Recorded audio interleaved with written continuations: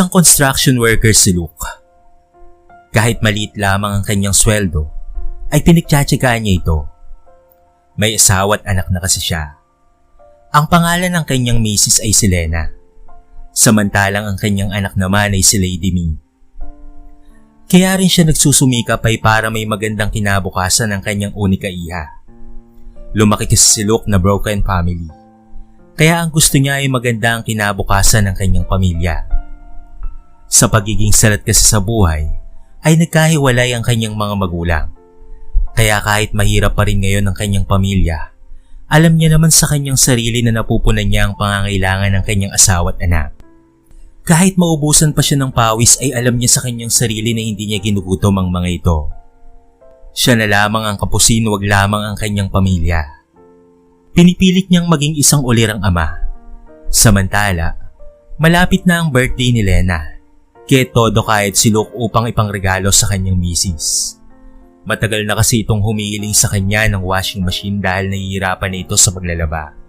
Kaya naman talagang pinagsusumikapan niya na makabili nito sa araw ng kaarawan nito.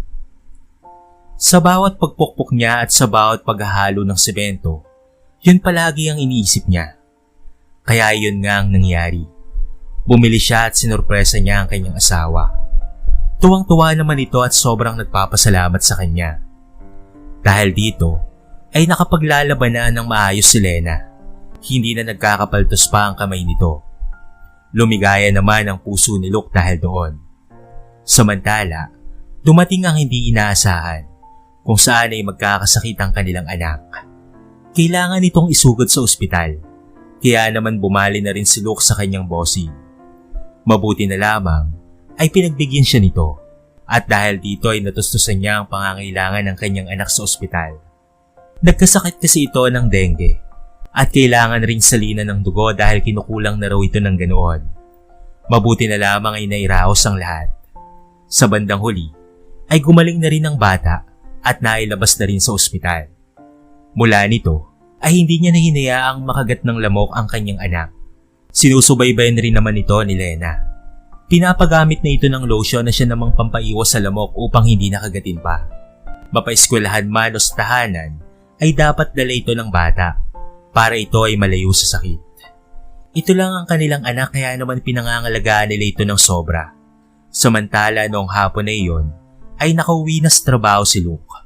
Naabutan niya na naglalaro ng jackstone ng kanyang anak sa may salas. "Oh anak, nakapagpahid ka na ba ng lotion para sa lamok?" Nang sabihin niya iyon, ay napatingin naman sa kanya ang batang babae. Pansamantala muna itong nahinto sa ginagawa. Nagtungo sa kanya at nagmano. "Opo pa, nakapagpahid na po ako sa balat ko." Magalang nitong tugon. Pa, siya nga po pala. May papakita po ako sa inyo." Dagdag pa nito at may kinuha ito sa kanyang bag. Nasilayan ni Luke na isa itong report card at nang makita niya, natuwa siya sapagkat ang tataas ng marka na nakuha ng kanyang anak. Karamihan ay puro line of 80 at ang tatlo naman ay puro line of 90. "Grabe anak, nakakatuwa itong grado na nakuha mo ah. Very good ka. Excellent. Grade 3 ka pa lang ay napakatalino mo na." Natutuwang sambit ng lalaki. "Nako kanino pa ba magmamana ang anak natin na yan? Di walang iba kung hindi sa akin." Wika ni Lena na biglang sumabat sa usapan. Nakangiti ito at nakasuot pa ng apron. "Grabe ka naman Han. Parang sinabi mo naman na bobo ako at sa'yo lang nagmana ang anak natin." Kamot ulong pahayag ni Luke. Bigla namang nagsalita si Lady Me. "Hindi yan totoo Papa. Matalino rin po kayo at nagmana rin po ako sa inyo. Huwag na po kayong mag-away." Natawa naman si Luke sa inihayag ng bata. Hinawakan pa niya ito sa buhok at hinimas-himas sa malambing na paraan. "Hindi naman kami nag-aaway ng mama mo anak. Nag-aasaran lang talaga kami. O siya, tapos na akong magluto. Kumain na tayo ha." Masayang alok ni Lena sa kanila. "Teka, mukhang maaga naman ata ang hapunan natin ngayon Han. Mag-aalas 6 pa lang ng gabi oh. Ano bang meron?" "Mama, ano pong ulam natin?" "Dinuguan ang ulam natin ngayon anak. Han, magbibake kasi ako ng cake mamaya para pagkatapos natin kumain ng hapunan Ayun naman ang lalapangin natin. Okay, sige. Tama yung naisip mo, Han. Kain na tayo. Sabay na nga silang tatlo na nagtungo sa kusina. At doon ay masaya silang nagsalo-salo habang nagkakwentuhan. Pagsapit ng 12:00 ng hating gabi, ay biglang nalimpungatan si Luke.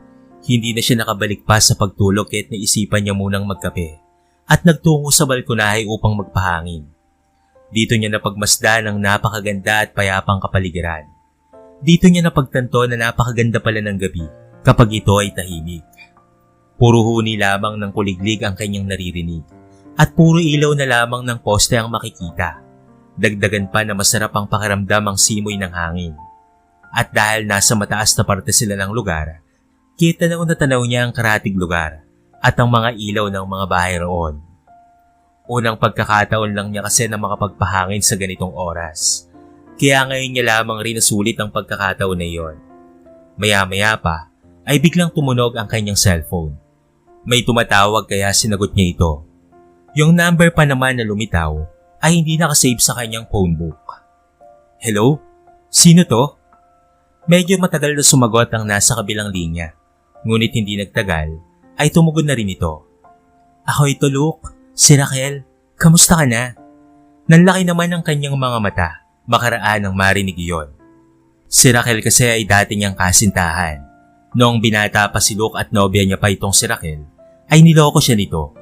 Sapagkat sumama ito sa isang mayamang foreigner. Pero kamakailan lamang ay nabalitaan niya sa mga kamag-anak na umuwi na ng Pilipinas ang dalaga. Namatay na kasi ang asawa nitong Amerikano. Sa totoo lang, ay wala nang pakialam roon si Luke. Kaya nga lang ay binalita pa sa kanya ng kanyang mga kamag-anak ang nangyari. Hindi niya nga alam kung papaano nakuha ni Raquel ang kanyang phone number. Pasensya ka na, wrong number ka ata dahil hindi ako si Luke. Maikling tugon niya rito. Agad na nagsalita ang nasa kabilang linya. Alam kong si Luke ka, huwag mo nang itanggi pa. Sa 14 years nating pagkakahiwalay ay kilala ko pa rin ang boses mo. Kaya ako tumawag sa'yo, gusto ko sanang makipagbalikan sa'yo. Alam kong may pamilya ka na pero pwede naman akong maging kabit eh. Lahat ay gagawin ko. Bumalik ka lang sa akin, Luke. Hindi na tumugon pa ang lalaki. Kinansel na niya ang tawag nito at binura ang numero. Ibang klase ka talaga, Raquel. Iniwan mo na nga ako noon eh. Tapos sumama ka sa iba. Medyo natagalan rin akong nagluksa noon. At ngayon may pamilya na ako, ibabalik ka pa? Pwes, ibahin mo ako sa ibang mga lalaki na masyadong makasalanan. Hindi ko lolokohin ang pamilya ko nang dahil lamang sa'yo. Mahal na mahal ko ang mag-iina ko. Kaya hindi ko magagawa ang isang masamang hakbang na ikawawasak ng pamilya ko. Dahil matinding kasalanan yun sa mga mata ng Diyos. Wika ni Luke sa kanyang sarili. Sa palagay niya ay nasira ang oras niya sa pagmumuni-muni nang dahil lamang sa tawag nitong si Raquel. Inubos niya muna ang kape sa kanyang tasa bago siya pumasok ng bahay. Dumiretso siya sa kwarto at tinabihan si Lena. Himbing na ito sa pagtulog at humihilig pa. Kaya ang ginawa niya ay marahan niyang niyakap at hinalikan sa noo ang kanyang asawa. Ikaw lang ang mamahalin ko, Lena. At wala nang iba pa. Napakahalaga mo sa buhay ko. Bulong niya sa kanyang sarili. Hindi nagtagal ay dinalaw na rin siya ng antok at siya ay nakatulog na. Kinabukasan ay maaga nga siyang nagising. Siya kasi ang tagahatid kay Lady Ni. Samantalang si Lena ang tagapagprepara ng kakainin at baon ng kanilang anak. Pero yung misis niya na ang nagsusundo rito dahil hindi pa siya nakakauwi sa trabaho ng ganoong oras. Nang papauwi na siya sa kanila makaraan ng maiatid na niya ang kanyang anak, ay nadaanan niya ang tindahan ni Aling Bebang at tinawag nga siya nito. O Aling Bebang, bakit po? Anong kailangan niyo po sa akin? Takang tanong niya rito. Kanina, may lumapit sa akin na isang lalaki. Kaduda-duda ang tao na yun. Ano ba namang tanungin kanya sa akin? Ang sabi niya ay kung kilala ko raw ba si Luke. Ang sagot ko naman ay hindi. Sakay siya ng itim na kotse at mabuti nga umalis na eh. Naku, mag-iingat ka iho ha. Baka mamaya kung ano na yun. Kwento sa kanya ng manang. O sige po Aling Bebang, maraming salamat po. Huwag po kayong mag-alala. Lagi naman po akong nag-iingat. Mabuti po at hindi niyo po nabanggit kung saan po ako nakatira.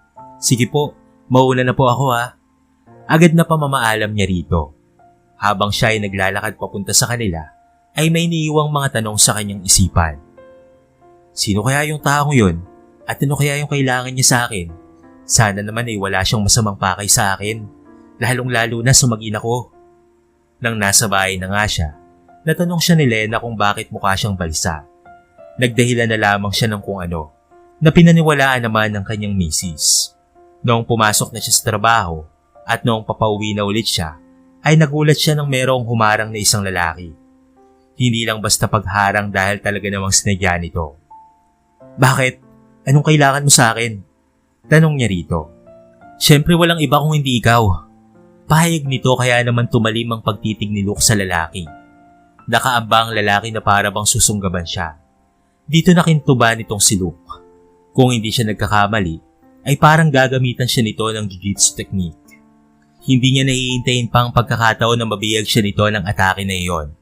May nalalaman siyang martial art dahil siya ay isang boksingero noong binatilyo pa lamang siya hanggang sa siya ay maging binata. Nagpakawala na kaagad siya ng 2 suntok sa mukha nito at isa pang mabigat na suntok sa may bandang sikmura. Kitang-kita niya kung papaanong mamilipit sa sakit ang lalaki. Napatiklop ito sa binitawan niyang suntok sa may sikmura. Kung hindi lang matibay ang binti nito, ay bumagsak na sana ito sa atake niyang iyon. Saglit lamang na napahinda ang lalaki, ngunit hindi nagtagal, ay tumawa ito na parang isang demonyo. Isa ka palang striker samantalang ako naman ay isang grappler. Huwag mong mamalitin ng isang grappler na katulad ko, dahil sa oras na mahawakan na kita, ay katapusan mo na. Ganun ba? Kung ganun, hindi ko hayaang mangyari yun. Susuntukin ulit kita ng ganito. Galit na pahayag ni Luke. Tumama ang right hook punch niya at pati na rin ang uppercut. Kahit muntika na talagang bumagsak ang lalaking ito. Pero mabilis itong matake sa kanya. Pasubsob itong lumapit sa kanyang mga binti at naigpit na ikinulong ang mga braso nito. Nawalan ng balanse si Luke at siya ay bigla na lamang bumagsak. Pinilit niyang sumipa pero sadyang pulido ang pagkakapulupot ng isang braso nito sa kanyang mga binti. Pakiramdam niya ay para siyang nakakadena. Napagtanto niya na ganoon pala ang grappler. Bagamat hindi ito sumusuntok, ay may malakas naman ito na pangangatawan para gapusin ang kalaban nito gamit ang braso. Umangat ang lalaki sa kanyang likuran, samantalang siya ay nagpupumiglas pa rin. Dito na isinagawa ng lalaki ang tinatawag na naked choke, kung saan ay sasakali ng kalaban gamit ang braso nito. Yun nga ang bagay na ginawa ng lalaki kay Luke. Bagamat halos lumuwa na ang mga mata ng dahil sa matinding pagkakasakal, pinilit ni Luke na pagsisikuhin ang kalaban kahit na hindi niya maabot ang mukha nito. Maya-maya pa, naramdaman niya na para bang may dinudukot sa bulsa ang lalaki. Hindi niya lang makita dahil nasa likuran niya ang sumasakal sa kanya. Hindi niya alam kung patalim ba yun o kung ano pa mang bagay. Basta ay hindi niya hayaang may gawing itong malala sa kanya. Kahit na napupugto na ang kanyang hininga, pinilit niyang abutin ang mukha nito gamit ang puwersa ng kanyang mga siko.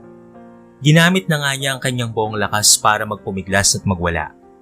Hindi nagtagal, may bagay na itinakip sa kanyang ilong ang lalaki. Dito niya napagtanto kung ano ito. Panyo ito na merong pampatulog na gamot. Ang ginawa niya ay hindi siya huminga para hindi malanghap ang amoy nito. Patuloy lamang siya sa pagpupumiglas hanggang sa matsambahan niya na matamaan ng kanyang siko ang mukha nito.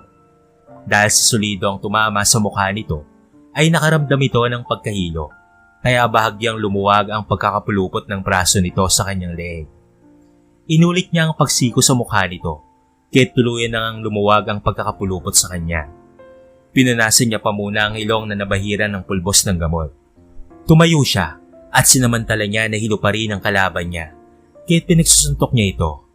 Pinalipad niya ang nagliliyab niyang mga kamao sa mukha nito hanggang sa pumutok ang kilay nito at dumugo na rin ang ilong. Magpakilala kang hayop ka! Sino ka ba ha? At ano ba talaga ang kailangan mo sa akin? Galit na pahayag ni Luke habang nilalampaso niya ng mga suntok ang lalaki. Hindi niya tinitigilan ang sugat dito sa mukha at gustong-gusto niya itong makita na tumatagas na parang isang gripo. Samantala, hindi ito sumasagot sa kanyang katanungan. Kahit sunod-sunod ang ginagawa niyang pagsuntok, ay wala itong pakialam. Bumangon ang lalaki at tumayo na ito sa katumakbo papalayo.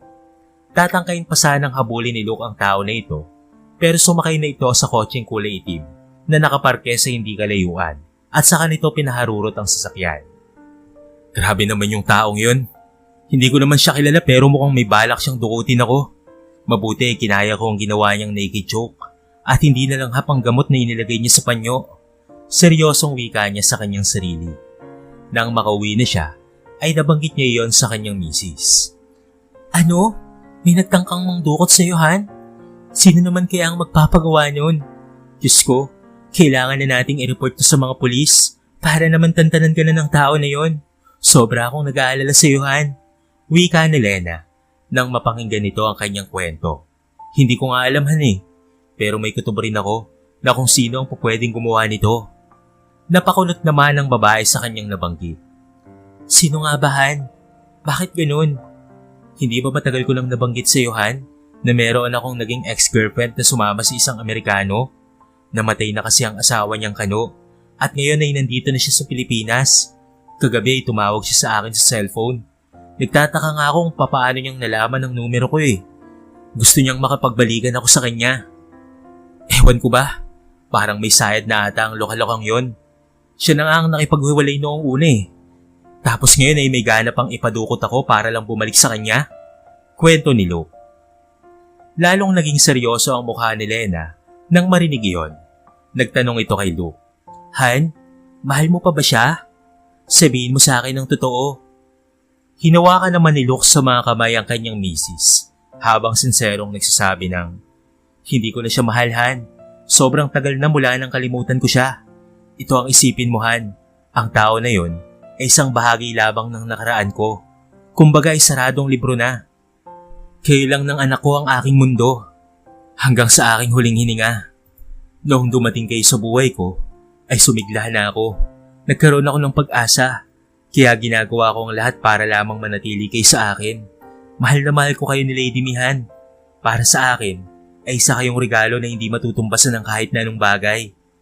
Napangiti naman si Lena at sabay hawak sa kanyang pisngi. Kaya pala lahat ng hinihiling namin ng anak mo ay pinagbibigyan mo kami, Han. Kahit duho pa namin yan, basta kaya mo ay ibibigay mo sa amin. Kahit na hindi mo naman gawain yon. Han, hindi naman kami aalis gaya ng kinakatakutan mo. Walang magbabago at ikaw ang ama ni Lady Mi at ikaw ang nag-iisa kong asawa.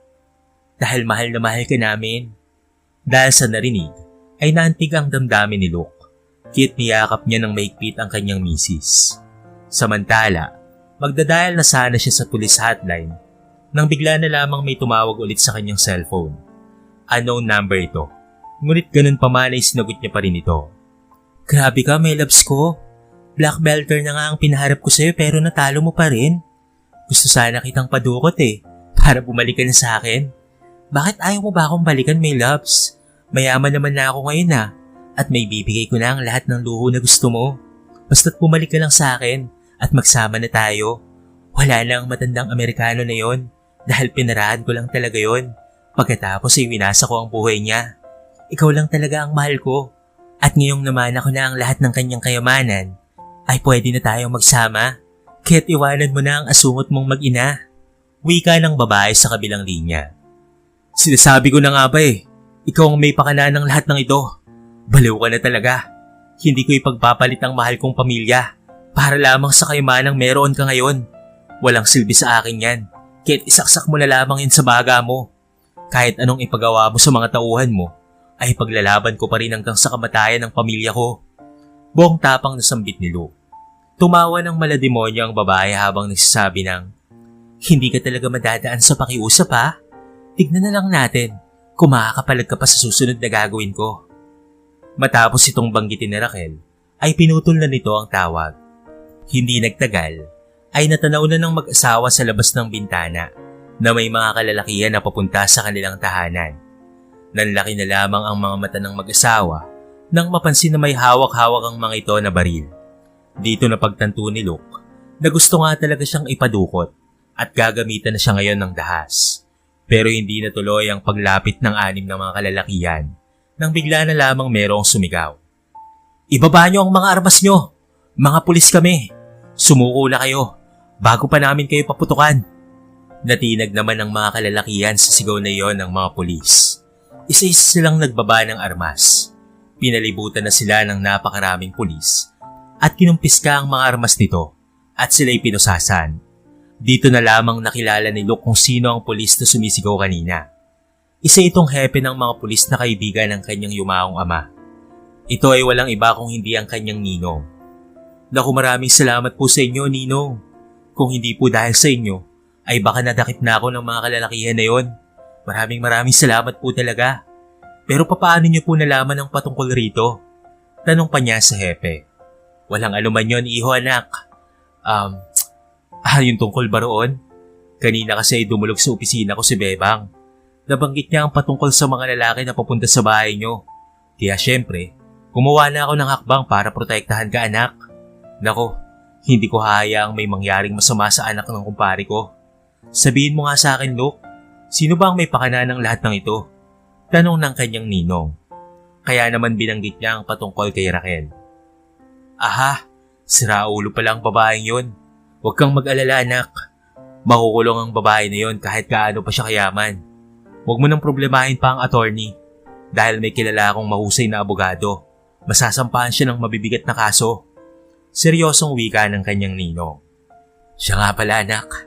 Tinutulungan kita dahil napanaginipan ko ang kumpare ko noong nakaraang gabi.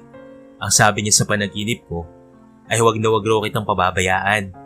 Kaya gusto ko sanang tulungan kita na paaralin ang anak mo hanggang siya'y makapagtapos ng pag-aaral sa kolehiyo.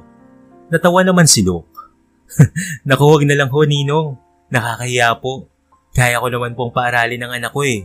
Ang hindi ko lang po sigurado ay sa college. Yun naman pala anak eh.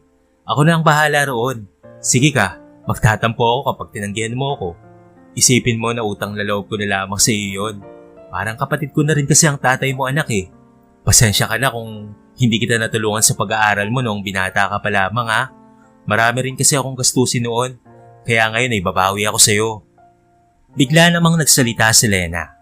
Natanggal na ang pangamba at takot nito kanina. Oo nga Han, tama si Hepe. Pagkakataon na ito ni Lady ni para makapag-aral hanggang college. Naku Hepe, hindi ho kayo mabibigo ng anak namin. Napakatalino po ng batang iyon. Maraming salamat po. O yun naman pala eh. Kaya ano pang iniisip mo anak? Wika ng Hepe. Dahil dito, ay napilitan na rin si Luke. Sige na nga po, kahit nahiya ako sa inyo ninong, tatanggapin ko na lamang po ang alok nyo, alang-alang po sa kinabukasan ng aking anak. Pero magtatrabaho pa rin po ako para sa pang-araw-araw namin. Maraming salamat po talaga ha. Samantala, dahil sa matibay na ebidensyang hawak ni Luke, ay naipakulong niya na nga si Raquel sa bandang huli, kasama ang mga alipores nito. Dahil yon sa tulong ng tinutukoy ng kanyang ninong na isang attorney. Napatawad kasi ito ng mabibigat na kaso.